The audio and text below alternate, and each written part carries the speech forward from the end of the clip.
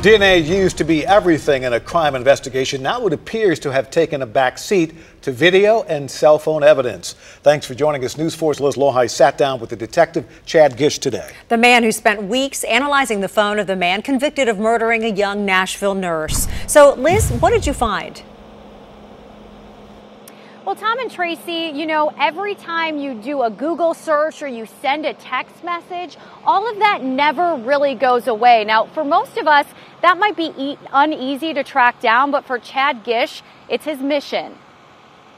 Detective Chad Gish has had to talk technology on the stand in several high-profile trials. 95 or 96% of all crimes that are committed have some sort of digital footprint. While text messages and Google searches may not be proof, he says they do paint a picture. Many times murder suspects won't search news sites at all until after they've committed their crime. That's one of the first places that we look, because that's where they're going to see that if they're a suspect in the crime. He says DNA evidence is great, but cell phones are the new smoking gun. DNA will put a person at a scene, but digital evidence can put a person at a scene at a specific time. Gish works on several murder cases a year, many you don't even hear about, and it can have a personal impact. A lot of other detectives, how can you look at this stuff on a homicide case such as Tiffany Ferguson?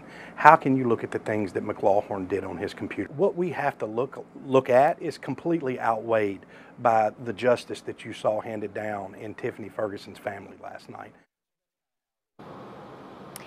So Gish told me just about every murder case he's investigated in the past decade had some sort of digital footprint.